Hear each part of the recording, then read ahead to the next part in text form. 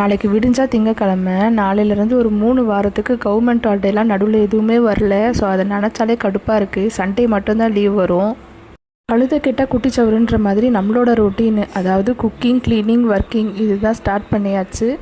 இன்றைக்கி நைட்டு கொஞ்சம் க்ளீன் பண்ணி வச்சா நாளைக்கு காலையில் கொஞ்சம் ஈஸியாக இருக்குமேன்னு யோசிச்சுட்டு டிவியில் பாட்டு போட்டு விட்டுட்டேன். பாட்டு கேட்டுகிட்டே தான் வேலை செஞ்சுக்கிட்டு இருந்தேன். எவ்ரி நைட் எல்லாமே இப்படி க்ளீன் பண்ணி வச்சுட்டு தூங்குகிற ஹேபிட்லாம் எனக்கு கிடையாது. எனக்கு தோணுச்சுன்னா செய்வேன், அப்படி இல்லைன்னா காலையில் எழுந்து தான் செய்வேன். காலையில் இந்த பாத்திரம் கழுவுறதுக்கெலாம் கொஞ்சம் டைம் எடுத்துருச்சு அப்படின்னா உடனே தயிர் சாதம் தான் செஞ்சுருவேன். எல்லா நேரமுமே நம்மளால் ஆக்டிவாகவும் இருக்க முடியாது, ஒரே ரொட்டீனை டெய்லி ஃபாலோ பண்ணவும் முடியாது. முடிஞ்சால் ப்ரிப்பரேஷன்லாம் பண்ணி வச்சுட்டு தூங்கலாம், முடியலன்னா என்ன பண்ண முடியும்? ஒன்றும் பண்ண முடியாதுல்ல, காலையில் எழுந்து தான் செய்யணும்.